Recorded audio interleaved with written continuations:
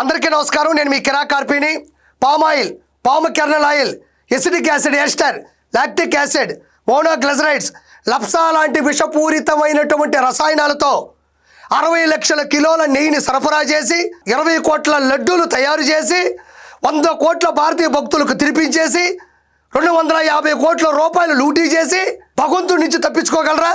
మీరు డైరెక్ట్గా ప్రపంచంలో ఉండేటువంటి హిందువుల యొక్క కలియుగ ఆరాధ్య దైవమైనటువంటి వెంకటేశ్వర స్వామి యొక్క పవిత్రమైనటువంటి శ్రీవారు లడ్డూ ప్రసాదంలోనే 0.1% కూడా పాల పదార్థం లేకుండా నెయ్యి తయారు చేసిన మీరు విషపూరితమైనటువంటి రసాయనాల్ని అందులో సమకూర్చి లడ్డూల్ని పనిచేసిన మీరు ఈరోజు ఎలా తప్పించుకుంటారు? భగవంతుడే చూస్తుంటాడు కదా. పాపం పండిన నాడు ఆయనే డైరెక్ట్గా ఆధారాలతో సహా నిరూపణలతో సహా ముందు పెడతాడు. మరి నేను ఈ వీడియో ఎందుకు చేస్తున్నాను అంటే, నిన్న రోజా జోగి రమేష్ ఇంటికి పరామర్శకు వెళ్ళింది. తిరుపతి అమ్మాయి, తిరుపతి మహిళ, నగిరి మాజీ శాసనసభ్యురాలు, మాజీ మంత్రి, మాజీ చైర్మన్ ఆయన ఇంటికి వెళ్ళి పరామర్శలో భాగంగా ఆయనతో మాట్లాడుతుంది. మరి జోగి రమేష్ గురించి నేను చెప్పాలి కదా.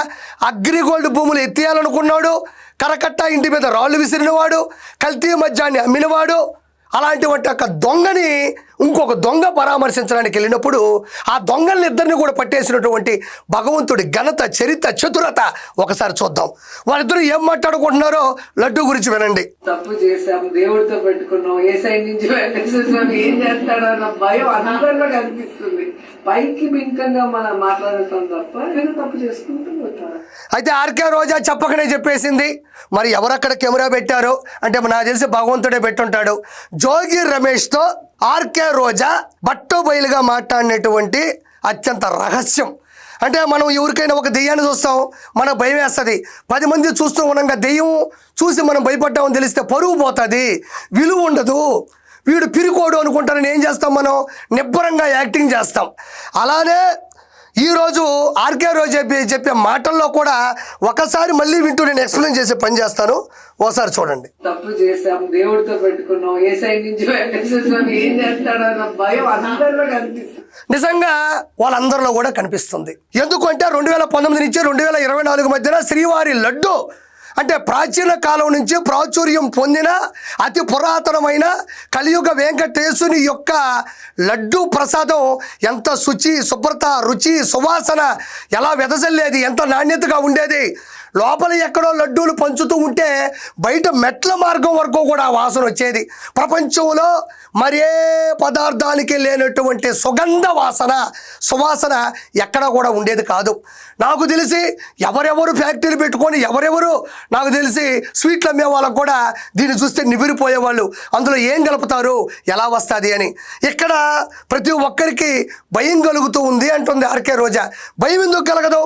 100% మరి ప్రపంచవ్యాప్తంగా వచ్చినటువంటి 100 కోట్ల భారతీయులు ఒక్కొక్కరు 2 సార్లు వస్తారు, 3 సార్లు వస్తారు. వాళ్ళ ఇష్ట ప్రకారం ముడుపుల కోసం మొక్కులు చెల్లించుకునేందుకు ప్రజలు భారీగా భారతదేశం ఆంధ్రప్రదేశ్లో ఉండేటువంటి తిరుమల కొండకు వస్తూ ఉంటారు.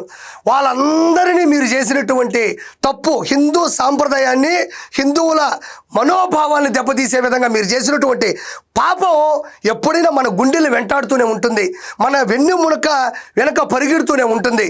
కాబట్టి ఆర్కే రోజా బయటికి బీభత్సంగా నటించినా, గాంభీర్యంగా ప్రదర్శించినా మరి జోగి రమేష్తో మాట్లాడేటప్పుడు మాత్రం ఆవిడ బయటపడిపోయిందనే చెప్పాలి. అయితే దొంగలు మాట్లాడుకునేటప్పుడు ఏముంటాయి, నువ్వు ఎక్కడ నొక్కేసావు, నువ్వు ఎక్కడ లేపేశావు అని ఎలా అయితే మాట్లాడుకుంటారో, దొంగలు కాస్త ప్రశాంతంగా సమయం దొరికినప్పుడు మాట్లాడుకునేటువంటి మాటలు ఇవి.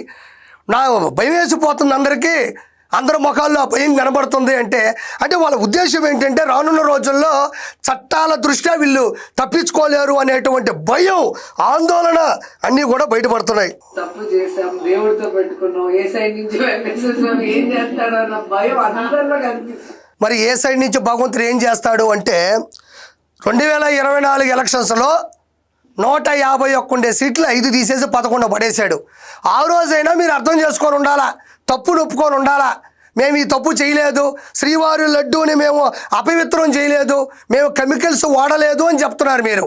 మరి ప్రత్యక్ష ఉదాహరణ ఏంటి అంటే ఆ ప్రత్యక్ష కలియుగ దైవం ఇచ్చినటువంటి పనిష్మెంట్ ఏదైనా ఉంది అంటే మీరు 11 సీట్లకు పడిపోవడమే. ఆల్రెడీ ప్రూవ్ అయిపోయింది, ప్రూఫ్లు వచ్చేసాయి. రానున్న రోజుల్లో వచ్చేటువంటి ప్రూఫ్ల గురించి మనం ఆలోచించాలి. ఎక్కడ చూడండి ఇంకేం మాట్లాడుతుందో. పైకి బింకంగా మనం మాట్లాడటం తప్ప నేను తప్పు చేసుకుంటూ పోతాను. అదే బయటికి మాత్రం మనం గంభీరంగా ఉంటున్నాం, గౌరవంగా బతుకుతున్నట్టు నటిస్తున్నాం, కానీ లోపల మాత్రం భయం ఉంటూనే ఉంటుంది అంటున్నాడు. 100% ఆర్కే రేజా జోగి రమేష్తో మాట్లాడేటువంటి ఈ మాటలు ఆ దేవుడే ప్రజల్లో పెట్టాడని నేను గట్టిగా ఫీల్ అవుతున్నాను. 100% ఆర్కే రోజానే కాదు, ప్రతి ఒక్కరు కూడా దీన్ని ఒప్పుకోవాల్సినటువంటి పరిస్థితి రానున్న రోజుల్లో ఓటమితో తప్పుకోవాల్సిన పరిస్థితి కూడా 100% వస్తుంది. ఈ వీడియోలో చూశారు కదా ప్రజలారా, ఆర్కే రోజా మాట్లాడినటువంటి మాటలు, ఆ నిర్ధారణ ఎలా ఉన్నాయి, ఆవిడ మాట్లాడిన మాటల్లో ఉన్నటువంటి అంతరార్థం ఏంటి అనేది మీరు దయచేసి అర్థం చేసుకోవాలని నేను మనస్ఫూర్తి కోరుకుంటున్నాను.